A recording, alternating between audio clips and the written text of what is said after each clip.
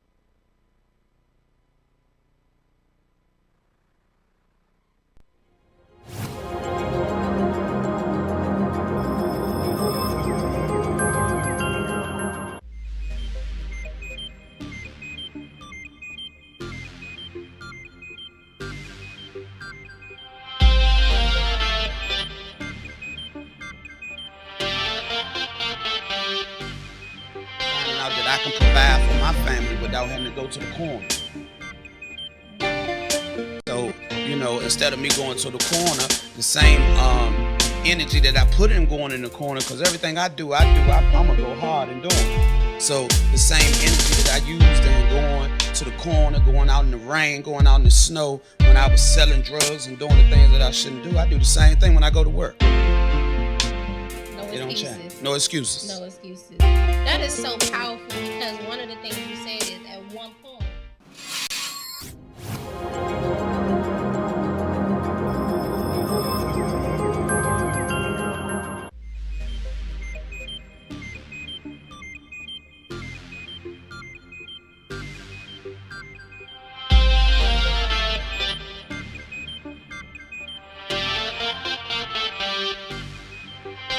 That you accepted Christ at the age of 10. Yes. What was that like? Well, actually, I'm grateful to my mother because my mother was one of those Holy Ghost-filled women that will teach us scriptures, and we lived directly across the street. I grew up on 8th and I Street, a block from 8th and H Street. Back then, that was a very hoodish community, but the church was directly across the street. As a kid, back in those days, the church was very strong.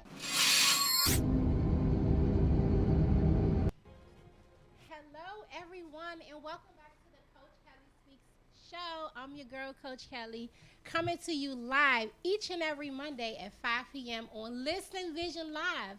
If you are following me on my Facebook feed, please share this video. Our community is expanding by the day. Every day there's more followers. And as you know, we are coming to you from 135 countries around the world. So this is a great opportunity to share in this capacity about business, personal development, and personal finances. Today's show is going to be absolutely amazing, phenomenal. As you know, I bring in local business owners all around the DMV area. And so this week was simply amazing because I had this interesting conversation, and in a salon, in a boutique environment, we often talk about the tea of society. We talk about the different blogs, and a lot of times when you mention a celebrity's name or someone's name, they always say they said or they saw or who they was. And so for me, after hearing like, well, this celebrity was this back in the day, and this pastor was this, and oftentimes I've had people on my show, and people come around me to tell me who they once was. And so for me, okay, all right, so I'm gonna take a quick break. I'll be right back.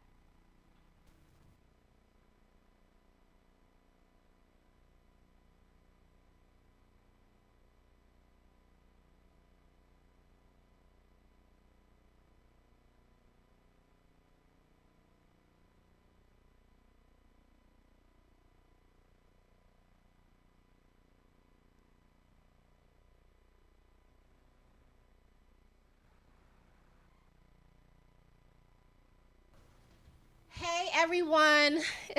This show is live, so we had to just take a quick break so that we could I had to do a mic change, which is normal. You have to make those changes and adjustments. I want to make sure that my voice have clarity, and that's just a great object lesson, because in life sometimes things in your life can distort your mission. It could distort your purpose, right? And so as we was talking about the was, it's such a great segue, because a lot of times, just as that mic went out as I was speaking, sometimes when God is speaking to you, that was can cause some type of interruption in your broadcast. And so I love this whole thing. And every last one of my guests that has been on the Coach Kellie Speaks show had a was story. And so the word was, for me, I made an acronym. What another saw, what another said, and what another summarized of who you once was. Paul was a villain. He was literally killing Christians.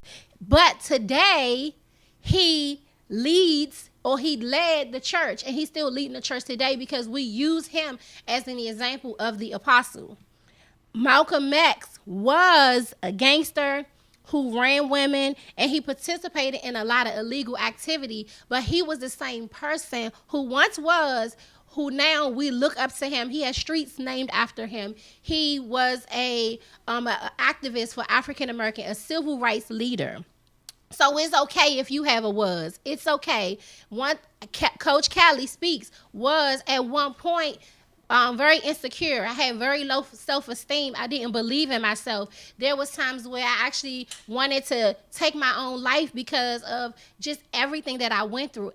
Coach Kellie was homeless at one point, falsely accused by family members. That was my was story. And so just because you have a was in your path or in your history does not mean that you cannot be who God called you to be.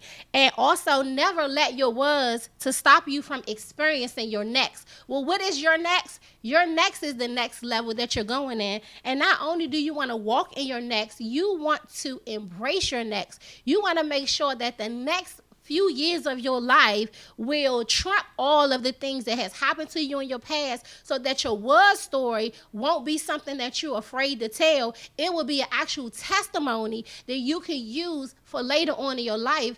And I believe that Dr. Sharon Cradle, who will be one of my guest hosts next week, she says something very phenomenal. She says transitioning, when you're in a transition, transparency helps you to transition. Without transparency, there will be no transition. And a lot of people are afraid to tell their story, and they're afraid to tell what they have been through and things that they have gone through. So on today, I wanted to just admonish you, just to shake you, just to wake you up and say, no matter what your backstory is, there is something greater on the other side. So keep pushing and go through with excellence. We'll be right back with Marty Thompson when we come back from this commercial.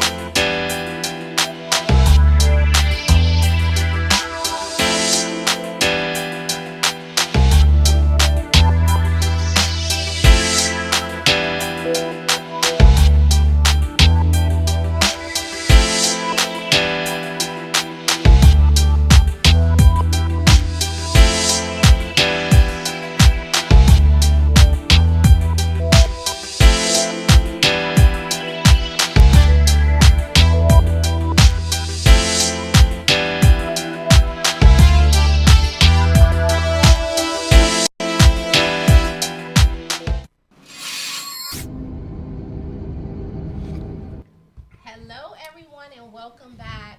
Wasn't that a great promotional video? If you would like to be featured on the Coach Kellie Speaks show, you can go onto our website. We have a link where you can actually advertise on our show. If you want to do a commercial, you can actually advertise on the Coach Kellie Speaks show. It is with great honor that I introduce my most handsome guest, and my friend Marty Thompson. Hello, everybody. How y'all doing today? Thank you so much for joining us on today. So please share with with the audience, how you started off in your business with a small tote bag, and now have a store basically on wheels. Well, basically, this is similar to the bag I started with. This is like a shaving bag, one of those little shaving travel bags. You put your little soap and stuff in. And what I did was I went to work. Well, first I had an idea. I wanted to start a business, and I wanted to do something that I like to do. Because I heard somebody once say that if you do what you love, you'll never work a day in your life. And I really don't like working for other people personally. I do it because I have to, but the goal for me is to be my own boss and not work for somebody for the rest of my life. So pretty much I always liked cologne. I always liked to smell good. Ever since I was little, I would you know, go get cologne off my stepfather's dresser and wear it. I mean, elementary school, middle school, I used to wear it so much my teachers would just be upset with me, like, you got the whole, classroom stinking. Stop wearing that stuff. I would put it in my locker. I mean, I just always would like to smell good. It just would make me feel better. So that's what gave me the idea to get into fragrances and stuff like that. And so I just started small with a bag, and I went to work, and I just made sure I always was clean and smelled good. And then when people would compliment me, I would give them free samples to get my name out there, to build my reputation and let people know I'm selling oil. And a lot of people didn't know what oil was, so I educated them on what oil is. It basically lasts longer than cologne, it's stronger than cologne, and it's cheaper than cologne. So it's pretty much gold, really. So, I mean, it's a win-win. Yeah, absolutely. That's awesome. So, what are some of the things that you did in the process to your truck? It wasn't straight from the bag to the truck. Yeah, I started I started with a bag, and then I started going to flea markets and filling. At that time I had a Cadillac, so I would fill up my Cadillac with tables and bottles of oil and crates, and I just used the Cadillac almost like a truck until I said, you know what, I'm outgrowing this. And a buddy of mine, he said, you should go ahead and get you a minivan and take the back seats out and just kind of use that as a little travel truck kind of sort of thing. So that's what I did. I bought the minivan first after the Cadillac, and that helped me out a lot. I could throw tents in there, fold down chairs. But then I started outgrowing the minivan. So I always like to do stuff different, and I worked downtown, and I saw how on 14th Street, how the food trucks, how they were kind of doing that, and I was like, nobody ever did an oil truck, and me, I always kind of wanted to be the pioneer of something. I'm not afraid to run toward things that everybody else are running away from or too scared to do. I'm more the type of person that's probably going to try it. So that's why I said I thought about it, and I was thinking about which truck I would like to do, and I thought about maybe a box truck, but that's a little too old, So I said these new trucks, those Sprinters, are kind of cool. They're kind of the new thing. So I said, okay, that's what I'll do. I'll give me a Sprinter, and I'll convert it into a store on wheels. Yeah, you said you had to put some swag on yours. Yeah. I had to put my own personal touch to it. I don't like I said, I don't like to try to follow trends. I try to set trends. So that's what I do. That's awesome. Thank you. So, what are some of the things that you did to focus on achieving your dream? Some of the things I did, I took a picture. Well, I got some pictures of Sprinter trucks before I got the truck. I put it, in my room. I made sure that every day I walked by and would look at the truck. Even when I didn't even have the money to buy the truck, I just kept putting it in front of me, kept seeing it, kept thinking about it. And eventually, whatever you focus on will expand. So when I put that in front of me, I started seeing the trucks everywhere. And I started inquiring about, how much they cost, year, make, model, mileage, and stuff like that. So, yeah. So that's awesome. Put it in front of you. I started putting it on my phone too. So every time I looked at my phone, every time I looked on the wall, I saw where I wanted to go until I got there. And so vision is everything. I think that, you have to, like you said, force focus. You put it in front of you, then it became manifest all the way around you, and now you actually are in it. You're sitting and you work your business, and it's a spoken word. And so you've had several businesses in the past. So can you explain to us like what other businesses you've had? I used to have my own clothing line. I also used to rap as well, which those are also passions of mine. Those are things that will never. I still work on those things, even to this day. It's just that I'm focusing more on the oil right now because I always believe that big money take little money. So if you have a cash flow and it's the most cash flow, then stick with that until you can move on to the next one. So that's why right now I'm just pretty much focused on the oil business until it pretty much is like a baby. It can crawl, walk, run, and when it's running itself, almost where I can step away and delegate, then I'll go to one of my next passions or get back to, which some of those were actually before the oil. Yeah. So that's how I look at it. So you gotta go where the well is. That's you just gotta go with them.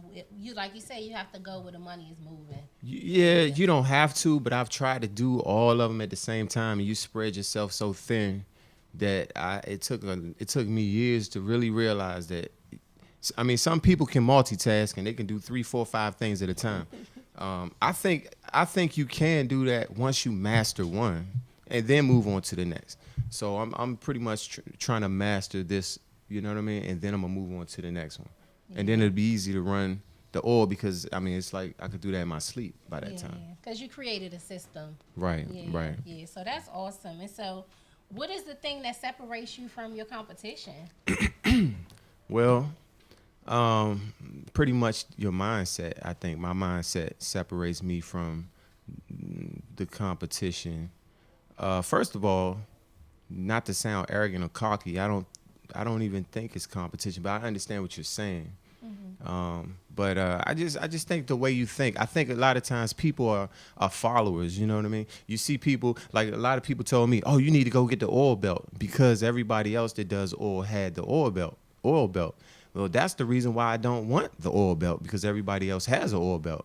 So I would rather get an oil cart than to get an oil belt if everybody has an oil belt because I just think I just appreciate people who are different and who try to be different. So that's why I emulate that.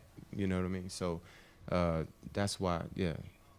Yeah, that's if good. I answered your question. Yeah, that's good because a lot of times you see that people believe that there's competition, and one of the things that you said that was so awesome is that it's not that you being arrogant, but you believe that there is no competition because you created your own lane. Right. You know? I mean, yeah. I mean, like I said, it may come off cocky, but there's no competition. I'm gonna dominate whatever space I get into. So, don't get me wrong. I'm conscious that I have connects that have more than me and they're doing a lot better than me. And that's not to knock them, but you're supposed to think highly of yourself and you're supposed to, at least the way I think, you know what I mean? So I watch a lot of documentaries on lions and stuff, and I'm really fascinated with those animals, and I take a lot of their mentality to my mindset. And even in the Bible, it talks about lions, and I think God wants us to think like a lion. Well, if you think about a lion doesn't have an inferiority complex. A lion will attack or go after, a lion doesn't back down to anything, So that's how I am in that regard. I'm relentless as it relates to this business stuff. Nothing can stop me but death. And then I thought about it, not even death can stop me because Ronald McDonald, he might be dead now, but this business lives on. So I want to be that. I want to be like that. Well, even if I die, no one can stop me. God won't even stop me because God is on my side. So that's how I look at it. So were you always this fearless? No, and it's not like I don't want to sit up here and look like I'm just some fearless person because it's been a lot of challenges. I mean, and people that sell oil or people in any kind of business would know that it hasn't been a walk in the park. I mean, it's been over probably 4 years of hard work. I mean, I'm talking about I've been working 7 days a week. I mean, I mean, you name it. Even the area where I set up and where I've been, it's not the most. But a lot of people wouldn't want to put a business in that area, if you know what I mean. But like I said, I'm thinking like a lion. You know, it's nothing to be afraid of. So, you know. So what are some of your what are some of your best selling products? Well, I have imported oils as well as domestic oils. Now, the domestic oils is everything that comes from the United States. So, you know, you have your classic John Paul, your Gucci, your Fendi, your Louis Vuitton, all your designer name stuff. But not that doesn't necessarily say that it comes from the United States. But what I'm trying to say is I sell oil that also comes from Saudi Arabia and India. So those are considered imported oils. So in an analogy, I like to put it as those are the Mercedes-Benzes and the Audis and the BMWs of oils. They cost more, but they last longer and they're even stronger than the domestic oils, which is from the States, which in analogy would be like your Fords, Dodges, and your Chevys, if you know what I mean. Mm-hmm. Yeah. Even the consistency of imported oil is totally different. You can almost see it. It has almost like a pearl effect to it. It almost looks like it's a pearl look to it. Well, it depends on which one. Some of them have that, but some of the domestic oils have it too. That's why you do have to know your oils. And just for some of you oil guys out there, just a little advice, because I'm getting a lot of you all's customers, and I know you've heard of me, and I've heard of a lot of you all. So I just say that to say, when you tell your customer you're selling them something imported, sell them something imported, because they know.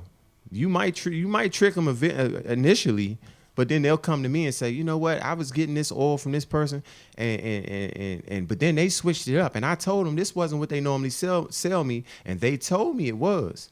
And I don't knock anybody. I try not to put anybody down, but the customer knows. They're gonna know. And then there I go getting your customers now my customer. And because I'm gonna keep my product consistent, the color, the texture, the smell, and the price. I won't compromise that, and that's what they like. Yeah, because you're not gonna compromise the integrity of your product or your work. Yeah. So a lot of people are trying to. You're trying to save $1, losing 100. Like, you know, y'all cutting corners and you're going in circles. So just if you don't have the product, just tell them you don't have it. Don't try to mix something else up with half of what it really is, and you're just going to end up losing customers like that. Just walk in integrity, do what you say you're going to do, mean what you say, and that's all. Yeah. So how did you become so knowledgeable about this business? But like I said, when I got whatever business you get into, whatever you love to do, whatever, I'm the type of person, if I'm not interested, it's hard for me to learn and study stuff I'm not interested in. But things that I love, things that I like, it's easy. It's a walk in the park. I'd rather not watch, instead of watching TV, I'd rather go on YouTube and watch some, stuff on oil, or because this is what I do, and that's how I can work 7 days a week, 4 years straight, and look young and look good. I look a lot younger than I look, and I don't really look stressed out. And a lot of people wonder how I do it, and I think that's the key. You got to do what you love, because if you don't, you're gonna be really stressed out, and you won't feel fulfilled in life. So try to do what you love to do. Yeah, I know Steve Jobs says it all of the time. He says that, he says that in order to be fulfilled in life, you want to love what you do, and that goes for not only for your work but also for your life. Mm-hmm. And so when you put the love into what you love to do, then it'll show up even in those other areas. And so, love is everything. I know in the Asian community, they're taught, they don't worry about how much money you're going to make.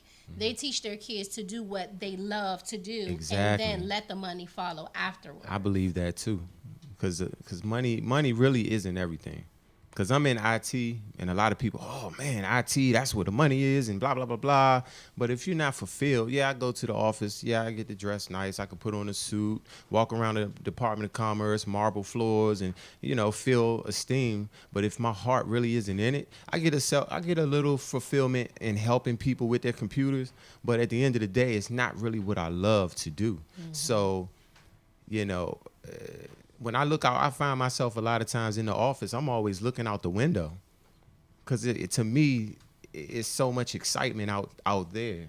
It's so much, I think I would like to live on the edge too. I think, maybe being an entrepreneur is not for everybody because it does take a level of uncertainty and it takes a lot of faith, and you don't know what you're going to make the next day. You don't know, if you're going to make $1,000 or $1 or nothing. You might walk back home with bunny ears in your pocket, So you never know. But I kind of like that. To me, I like living on the edge, and I think it goes with my personality, learn about yourself and check out yourself and see if it's for you, Yeah. But just know it has not been easy. It's not always easy. Yeah. It's not always easy. Trust me. Yeah. And so how do you balance everything? How do I balance everything? I'm still learning. Be honest with you, I don't know. I still am not balancing stuff as best as I can.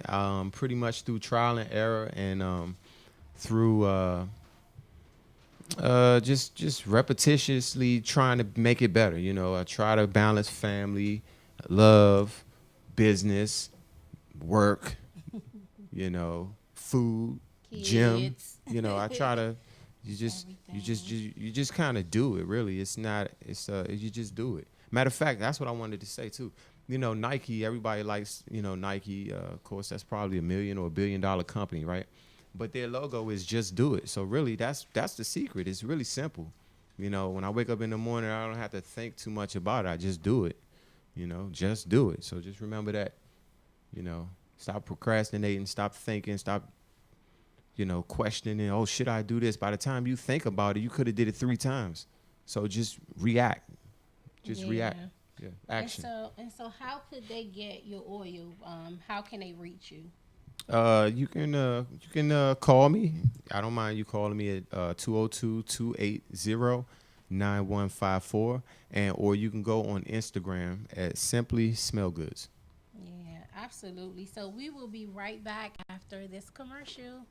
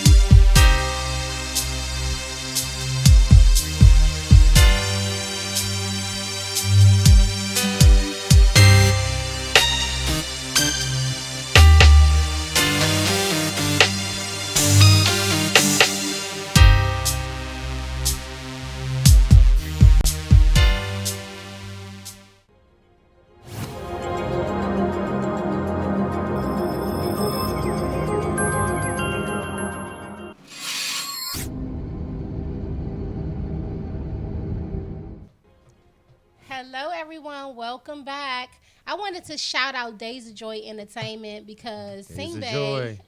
Sinbad. Yeah, he's quite awesome. He's a great guy.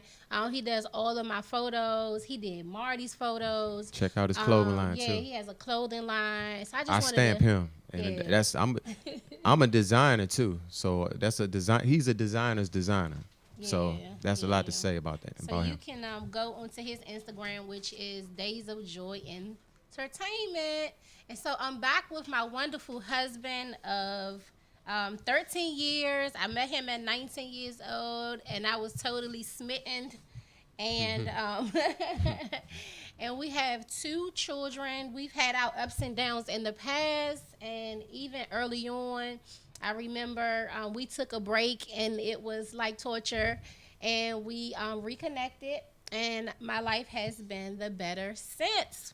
And so the other day we were talking, and you was asking me some questions when I was actually cleaning out my closet, and you was just asking me questions about business and stuff. So I thought it would be a great way to, switch the mic around, and you can, just ask me some questions that you think the audience would like to know. Okay. Well, I'm just freestyling right now because I can't exactly remember exactly what I said, but I know I was asking you questions. So what keeps you focused on business, or what keeps you from giving up? Well, I think the first thing, just starting out in business, I think for me was more survival than it was creativity.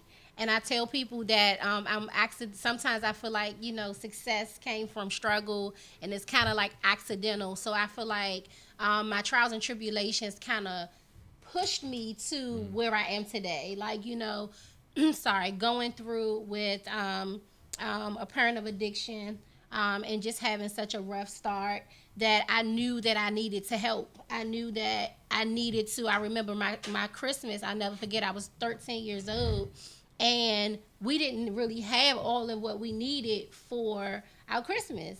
And I'll never forget telling my mom, like, you don't have to get me anything. Like, you can literally, give them my money and give them, what was my portion. And from that day forward, I wanted to figure out something that I could personally do to make it easy on my parents. I wanted to be that person. And of course, my mom was a teen mom. She had me, very early in her life. So it's like we kind of grew up together, and my dad as well. So when I would see them going through or struggling, I was like, you know what, I got to step in.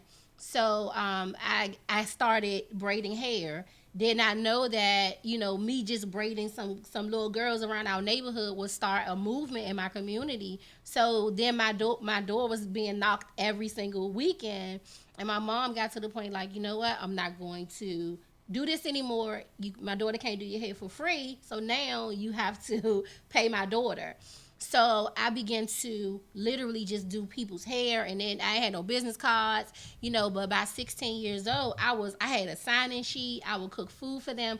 Like, I was literally running this business out of my mom and dad's apartment. And so what really keeps me going is like me reliving that moment, that I have to keep going no matter what. I have a family. I have 2 children. There's people looking up to me. Coach Kellie can't turn up at Barcode. Coach Kellie can't be in Miami twerking, because there's someone that's depending on me. They're dependent on me. So there's some things I can't wear. I miss my midriffs, but I do understand that, like I talked about earlier, the was. And so the was of who I was, that still revisits. Like, sometimes I want to be wild and wild out. I may not want to go to work that day, but I realize like I cannot not go to work because I have a staff that's dependent on me for their employment. So that is like really my drive.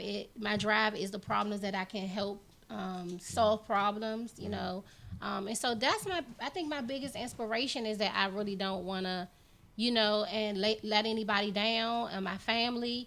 I have so many family members that have worked with me during their transitional times, people losing jobs. In my family, I'm like, hey, you can always come to the salon and shampoo. Some of my best girlfriends who was in transitions, they've been my shampoo assistants, helped me in the boutique. So, I think there's a lot of people that depend on you as a business owner. Okay. Oh, I agree. So. It's another question. How do you keep from getting burnt out? How do you balance everything and still, have time for yourself? Well, I think that's something that I'm still working on. Recently, I had a situation. I had to go to urgent care, and I had to get an MRI. What was a CAT scan? And while I was laying there, I was like, because when you go through certain things in your life, it just make you reflect on some things.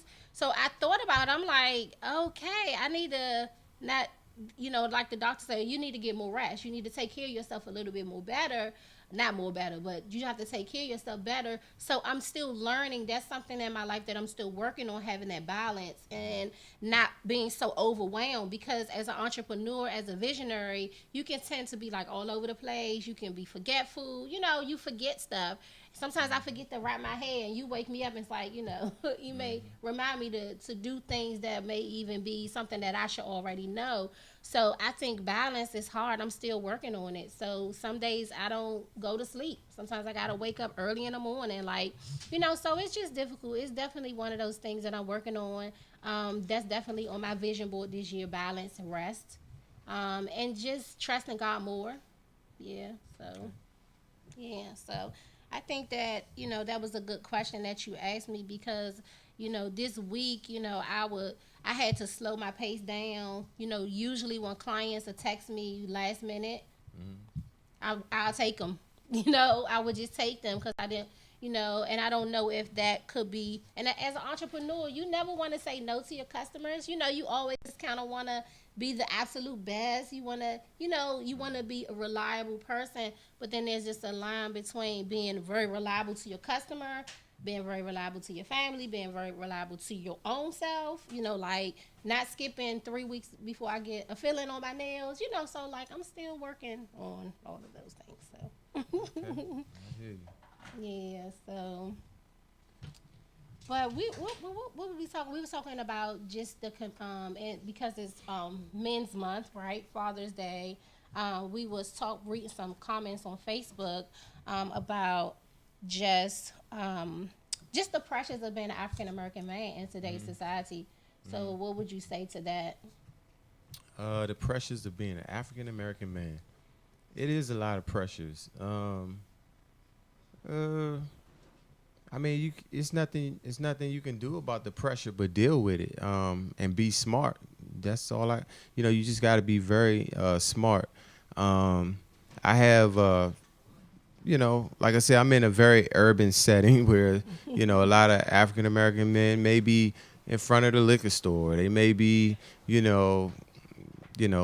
doing things around the neighborhood that they shouldn't do. I've seen a lot of things where I'm at, that, So my whole thing is just find something more productive to do, because I used to be a bad, problematic child when I was coming up. I used to stay in the principal's office. I used to get suspended, all kind of things. But I learned how to take that energy and directed it somewhere else. People still think I'm crazy because of some of the things that I do. Like, man, I wouldn't do that. And and so I still get to be that edgy little boy I was, but I just channeled it in the right way. So, and being an African American man, you just got to be smart. You got to know, the challenges that you face. And I think that if you are productive and you're doing something positive and you're trying to do the best you can, people will look out for you. I've been racially profiled by the police. Now I think the police actually look out for me, and I don't even talk to the police, but they've seen me out there in the hood. They've seen my truck. They've seen me set up. And a lot of times when I'm closing down, I've seen police pull over across the street, almost as though they're watching me, as if they're just trying to make sure that I shut down without, something happening. So, and I think that's because in a neighborhood where I could be doing a whole bunch of other things, I think they even respect the fact that I'm actually doing something productive and with my time. So, hey, Yeah. So what would you say to the audience? Because we all also have questions. What would be the thing that you would tell someone who had started a business, say, a few years ago, and then for whatever reason life happened and they just put it to the side?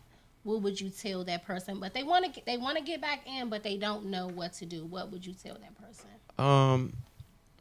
I would tell you to, write. Just because you fall don't mean, that wasn't the business for you. I mean, look at Michael Jordan. I mean, he was cut from teams. He could have just gave up then. You know what? This ain't for me. I got cut from the team. So, but you just got to, that's why I say you have to be relentless. I'm literally relentless. Once again, back to the Lions. I love watching these Lions. Actually, a real nice documentary. They're called the Mopopo Sand Lions of Africa. It's a story about 6 lions that were all brothers who they rained terror on parts of Africa. I mean, and they killed hundreds and hundreds of lions. But the point that I'm making was that the one lion, Mr. T, I really looked up to him because till his death, and he got killed by like 5 lions. I mean, they broke his spine. I mean, he was paralyzed from the spine down. He was being ripped apart, eaten alive. But guess what? He did not stop fighting. I mean, to the end. So you can't stop fighting to the end. Like I said, only death can stop you. And if you're really good, death won't even stop you. So if that's a dream of yours, if you know, it's something that you're wondering, you know, this is my advice to you. Give it 10 years. Give it 10 years of consistently, hardly focused on whatever that business is. Don't give up. At least give it 10 years, because I think most small businesses don't make it past the first 5 years anyways. 24 months. Okay. Well, I've heard 5 years, 24 Yeah. months. Okay. So at least give it 10 years. If it's not doing good after 10 years, then hey, give it a wrap. You know, close the curtains. Because That's my advice. A lot of times I see, okay, thank you. A lot of times I see people trying different businesses on Facebook, and you can see them posting like the first, couple of weeks. They're posting heavy. And then as time go on, it's like you don't see it no more. And it's like, are you still doing this baking business? And a lot of people like, man, I was shut down by the, whatever, and I didn't have my insurance, and then they'll just completely stop. And so, like Marty said, you have to have a actual point of reference, such as the Lions, in order to, and maybe even go on YouTube and watch it, because I know before we watched it and just watching how they interacted and just how strategic they was. It was times where they were getting ready to attack, but you could tell they kind of laid in a cut for a minute before, or they had to go get some more people. So I think sometimes you just gotta re-scrap and recycle some of your ideas, and making sure that you working in your proper timing as well. And some of them might not have been the business for you. Everything is not for everybody. I got some friends that, I'm doing prepaid legal, or I'm doing this and I'm doing that. And my first question to them is, okay, why? Oh, well, because I always wanted to have my own business. Okay, but why this one? Why? Because somebody came and just said, hey, you want to have your own business? If you sign up here, we can do business together. Like I said, what do you love? That's why you got to know yourself. Get into something you love to do, because when it gets hard and you feel like giving up, you're going to wake up the next day and you're going to keep swinging. You're going to keep going. But if you don't love it, if your heart is not in it, then of course you're going to give up. There's no love in it, so you're going to give up. I think that's awesome. We're going to take a quick break, and we'll be right back.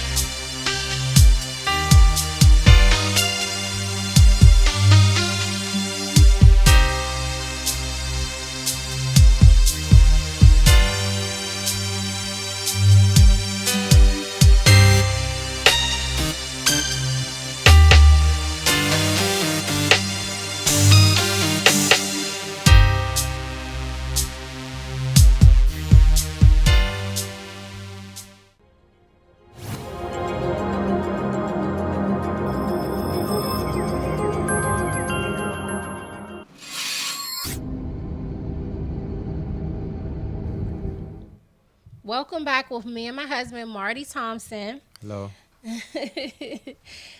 So how does it being an entrepreneur affect your sons?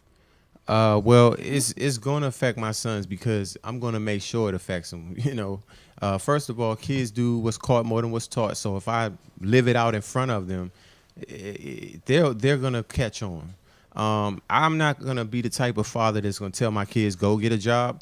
I'm not going to be against the job, but I'm going to tell my kids, go make some money. Legitimately, go make some money, because What's going to happen if you get fired? You know I've seen so many kids in front of the gas station asking for money, and I tell them, you ever thought about entrepreneurship? And some of them are young men. They'll say, "Oh, I have a record." Okay, what's that? Okay. So Start a my point business. is, yeah, I tell my kids, go make some money. I tell my kids my story. I started when I was young. I started making money. My mom had me in a YMCA. That was like a daycare back in the day. And so when she put me in YMCA, they gave us all these coloring, crayons and markers and all this paper. So I started cutting the paper and I started making wallets, and I stapled them together and folded them, and I was selling them to the parents, and they were actually buying it.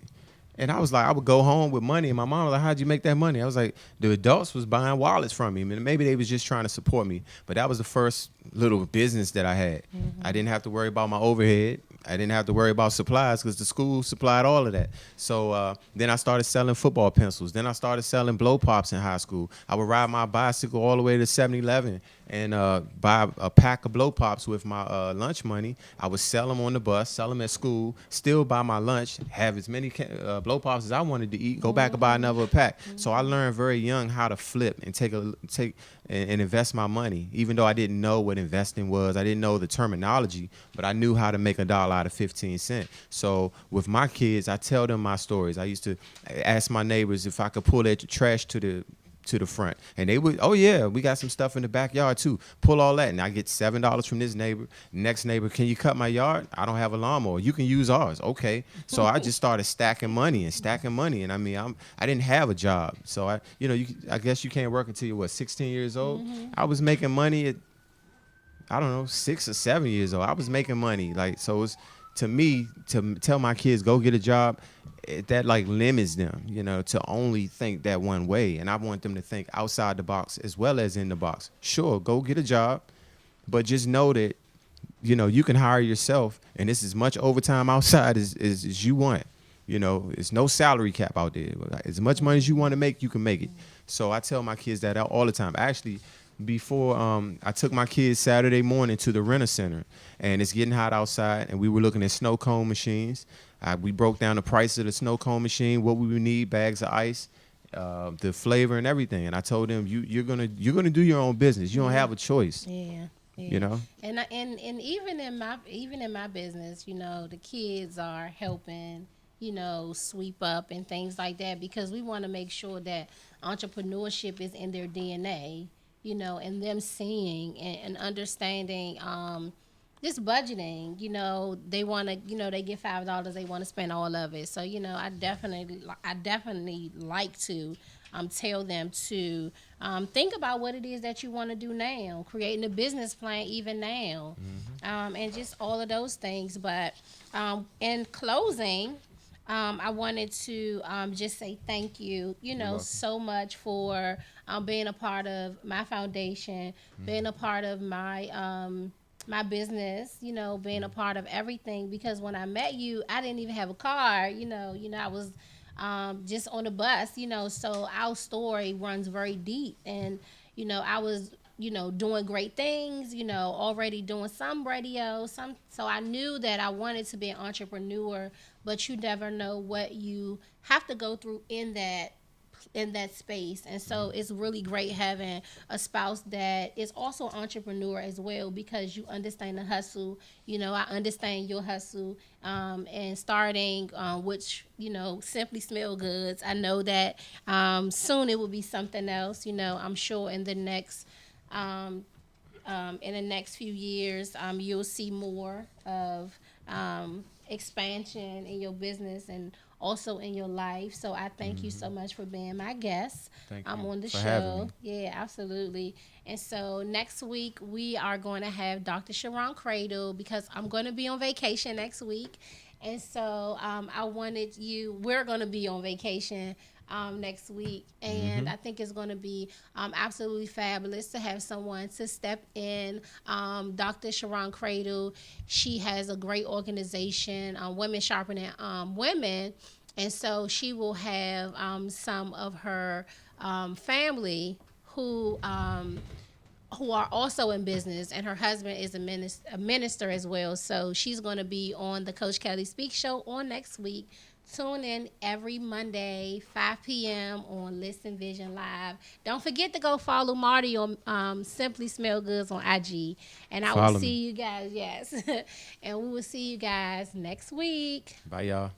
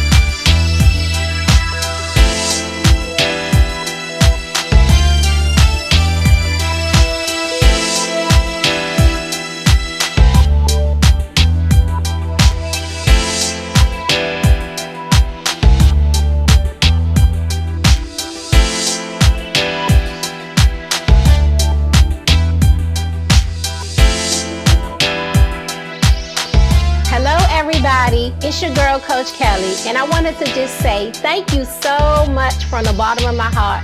It has been amazing. You guys following my journey, the show, social media, just emails, everything. It has been amazing.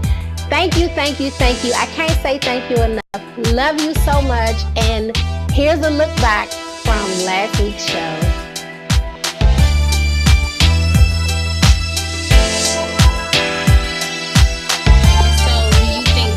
Possible to do it on your own?